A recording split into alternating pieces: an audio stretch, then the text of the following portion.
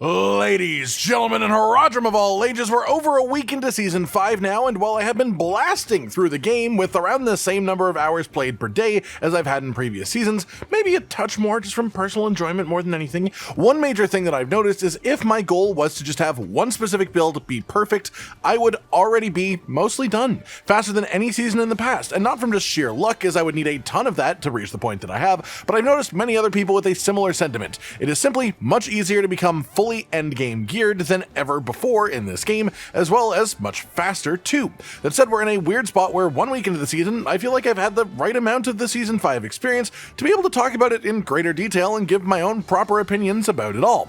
Starting off, I have really enjoyed my time in general with Season 5. The biggest changes in my eyes are that every single unique in the game was reworked from its previous version, most of them becoming wildly powerful or just quite interesting to actually work into builds, creating very sort of different playstyles, and they started to fill a bit of a void that was created in the power fantasy last season. In Season 4, a lot of builds actually used 0, maybe 1 unique at most, fully using legendaries, and that was neat for making builds possible early on, but it made it a nightmare to truly maximize each piece of gear, as there was tempering, there's enchanting, then masterworking for 5 affixes instead of 4 choices on the uniques. Legendaries are an easier way to achieve your baseline power than having to hunt for specific uniques, but they take way more effort and significantly more RNG to actually turn into a perfect piece of gear. In Season 5, we use more uniques and less legendaries, which has backed this off a little bit and made it feel a lot more reasonable to actually upgrade your build. Not to mention that a main facet of the new activity, the infernal hordes, is that the materials chest at the end of this gives you a pile of masterworking materials for your Aether, more so than you would generally get from completing pit runs around the same amount of time. As a result, you can get a lot more chances in at masterworking in general and trying to get your gear to be perfect. Not to mention that this activity also solved gold issues for most players with the gold chest at the end, which is the other main wall off of being able to just masterwork on repeat until you get the right rolls. So, uniques are good now. Progression is much smoother and more reasonable as a result for most builds, and it makes greater affixes more exciting too when they appear on uniques as well. Though I think we can all agree that it still sucks to get a greater affix unique with a low roll on the effect itself. Forward from that though, the main other thing this season is the infernal hordes activity itself, which isn't just seasonal, it's also on the Eternal Realm. It will be sticking around, but it was introduced with Season 5. This new wave clearing game mode puts you in up to 10 60-second waves in a row, letting you choose a boon in between the waves that both makes the run a little bit harder in some way, and also either gives you more rewards or some sort of power-up, so the opportunity for rewards. Things like Invigorating on Hellborn Kill, which lowers your cooldown significantly.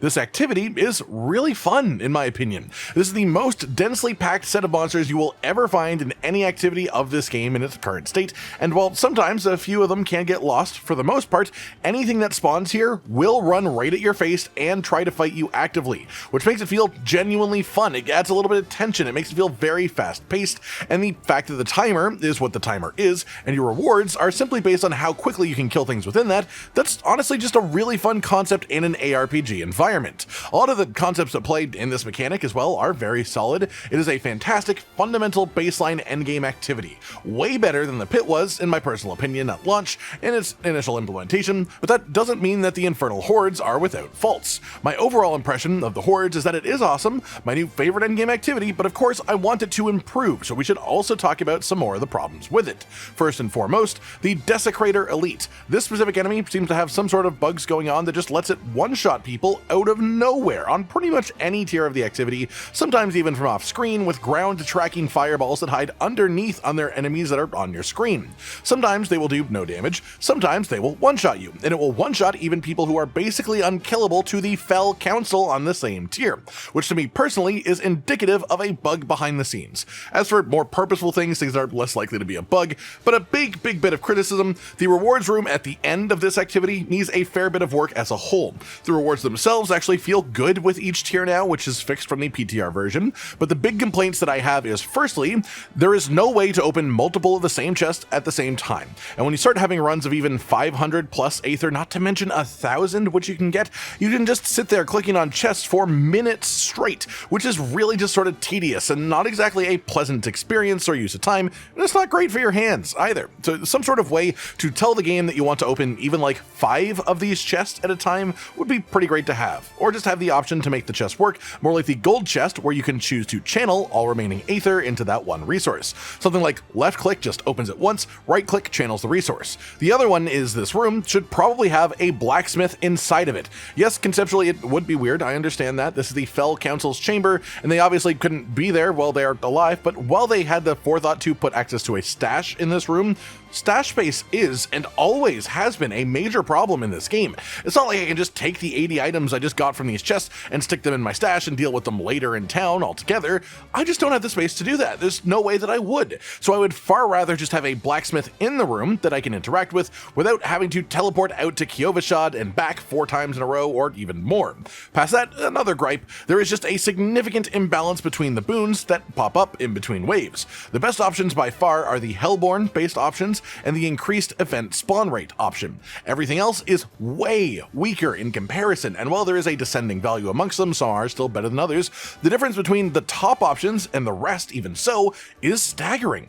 A good run without Hellborn boons can be 400 to 500 aether. A good run where you get mostly Hellborn buffs can be above 1,000. This isn't to say that there is no synergy possibility with the other options, but there are tons of things like Soul Spires give bonus aether, Soul Spires pull enemy in, Soul Spires give 2 times the amount of aether, and it doesn't stack up the same way simply because Hellborn count towards the progress bar of spawning the next event. So going for Hellborn also increases event generation speed as you kill the Hellborn that spawn, and thus gives way more aether as a result over the course of the full activity. I don't know how they could fix this, and I really hope that the solution isn't to make Hellborn stop giving progress, because Hellborn giving progress is part of what creates the monster density that I really do enjoy about this activity. That pretty much covers that part then, so the last thing I really want to touch on is leveling and progression as a whole, even into endgame, because I had honestly just a blast with it this season. The leveling journey itself was augmented by everyone having their Season 4 tempering recipes unlocked. This was an accident, it was a bug, it won't be around next season, but it was now, and this meant that we could get through the leveling process much faster and easier than before. I was level 100 within about 24 hours of release of the season, which, considering that I generally stopped to make videos along the way of this, and I also slept, is pretty quick for me compared to playing the game the same amount of hours last season. I enjoyed this. Leveling is not at all the fun part of the seasonal experience, at least to me. It is an enjoyable sort of brain-off activity for a few hours, especially doing it with friends, but once it takes more than a single session, I start to get far less interested in leveling because I have to do it every season just to get to the part of the game that I actually enjoy, which is the end game. This season, it was faster than ever to level, so I liked that. Not to mention the way that infernal hordes interact with leveling give you tons of XP, and I also was quite a fan of the season reputation track for this season, being based off of elite and boss kills rather than forcing you to only do Helltide for progress like Season 4. The main negative of this time around was the season questline. It felt really half-baked. There wasn't much going on there. I can understand why, given all the work done to other parts of the game, but it still deserves calling out here as such because this can and should be better than it was this season. Then we have the more endgame progression type stuff, and outside of the infernal hordes, which I talked about already earlier, which is a lot of endgame, a lot of this is tied to the ladder bosses, unique target farming, and mythic uniques. All of this is easier than it was to do in previous seasons. I really love the fact that you can summon a boss after killing it immediately without having to refresh the dungeon anymore. That was a tedious part of the process that extended the concept of boss farming. This is now a fantastic change, and the fact that mythic uniques have the same drop rate from every Torment version boss, instead of forcing everyone to permanently farm Duriel and Endariel specifically, feels way better as well. Not only does it let us use the resources that we were already collecting for every boss by doing other activities, but it also makes it less tedious if you are farming for mythic uniques, but you can change which boss that you want to fight for just more variety rather than anything else. As well, Stygian Stones, the requirement for Torment bosses, not only are required less for each summon, it requires 1 stone instead of 2 now, but also they are more plentiful this season in general. And this has led to way more people having more mythic uniques ever than before in the same amount of game time, because it is easier to get the materials to run these bosses, bosses, it is easier to actually do the bosses, and thus it is easier to have the Mythic Uniques drop in general. For extremely hardcore players, this can be a negative, I suppose, as it sort of hurts the desire, it hurts the amount of long-term goals. The chase to get all of your Mythic Uniques that used to last weeks now can be done in days with enough time spent. But personally, I think making these items available to players each season creates a more fun atmosphere, especially for the more casual players, which are the majority of the player base, if we're honest.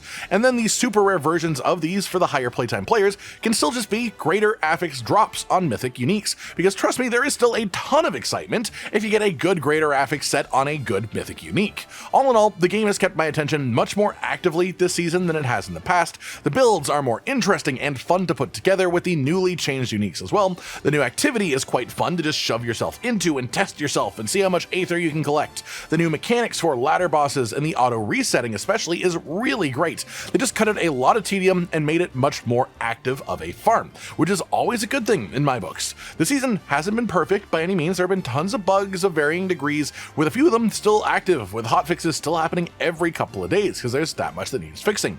But on the whole, those have been overshadowed by how good the game itself is feeling right now in general. I've been giving my criticism, of course, along with my compliments the whole way through this video, because again, I think a lot of this stuff can still improve on a season by season basis. But generally speaking, like Season 4, I think Season 5 has been a marked improvement on the game as a whole, and I think that it is better than Season 4, which is better than all the seasons before it. Not just the temporary seasonal stuff that we've gotten this time around, but especially the permanent things, the things that will stay in the game moving into the expansion in a couple of months, and beyond that into future seasons too. And so it generally makes me quite optimistic about the future of this game, which is looking better and better all the time, especially having actually played Spiritborn myself already, and knowing that I'll get to do that again soon when Season 6 is out with the expansion, and that's pretty exciting in itself for me. I hope you've all enjoyed this then, just sort of my review and discussion about my general opinions on Season 5, with over 100 hours in the first week since release. Like if you liked the video, subscribe to the notification bell for more, and most importantly, ladies and gentlemen, until next time, stay sweet. Josh, Cotton, and Hollow with the videos, dropping the humor like a hammer on your tippy toes, bringing entertainment on a daily arrangement to take our insanity and turn it into entertainment. Yes, I said entertainment twice, to reiterate that it is nice to look into your faces on a mostly daily basis when you let us in your homes to make the whole world a stage. Goodbye.